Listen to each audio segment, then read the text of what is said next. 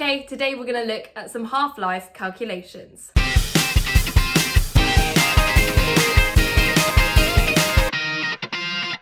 First, make sure that you are familiar with the idea of what a half-life is. If you're unsure, make sure to watch the previous video. Okay, so today we're going to look at three main examples. One, where you're asked to work out the activity of a source. Two, where you're asked to work out how much time must have passed. And three, where you're asked to work out what the half-life of a source is. After that, we'll have a quick look at some graph questions. So the principle that we're using throughout all these examples is the following. Activity halves after every half-life that has passed. Have a look at example 1. We have a radioactive source with an activity of 24 becquerels. Told this source has a half-life of 1 minute. Now we need to work out what the activity of the source will be after 3 minutes have passed. With questions like this, our first step is to work out how many half-lives have passed during that time. Since we're told that one half-life is a minute, that means that after 3 minutes, there must have been 3 half-lives that have passed. Okay, now we turn our attention to the activity. Remembering that the activity halves after each half-life passes, then after one half-life, the activity of our source will be 12 becquerels. After 2 half-lives, the activity will be 6.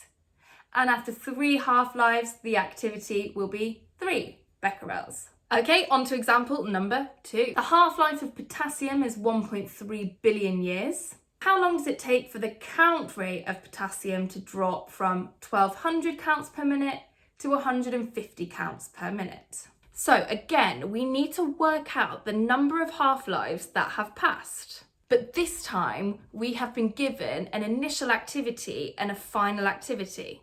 So what I need to do is to see how many times I have to half that initial activity until I reach my final activity. 1200 divided by 2 is 600, that's one half-life. 600 divided by 2 is 300, that's 2 half-lives. 300 divided by 2 is 150, that's 3 half-lives. So 3 half-lives have passed, and if each half-life is 1.3 billion years, then the total time that has passed must be 3 times 1.3 is 3.9 billion years. Okay, and on to example number 3. In 15 days, this source's count rate has dropped to 1/8 of its original value. What is the half-life of this source? So again, in order to work this out, we need to first work out how many half-lives have passed. If this source has dropped to 1/8 of its value, that means that there must have been one half-life passed to get it to half its value, another half-life passed to get it to 1/4, and a third half-life must have passed to get it to 1/8. So there are a total of 3 half-lives that have passed here. Okay, and we are told that that whole process took 15 days. So if 15 days is equal to 3 half-lives, then 1 half-life must be equal to 15 divided by 3, 5 days.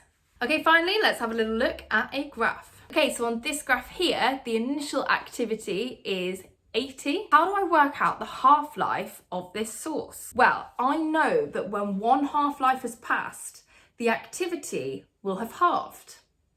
So if it starts an activity of 80, after one half-life, it'll be at an activity of 40. Find 40 on my y-axis and then go down to my x-axis, and I find that 6 hours have passed. How do I sketch a line on here for a source which starts with an activity of 80 but has a half-life of 3 hours? Okay, we'll put your initial point at 80, 0. Then when 3 hours have passed on your x-axis, that activity must have halved. So your coordinates should be 3, then 40. Then I need to do the next point. Now I have 40 as my activity. When that halves, my y value will be at 20. That's going to happen in another 3 hours. So my x value should be 6. And one more, halve it again from 20 to 10, and that happens in another 3 hours, so my x value should be 9 and my y value 10.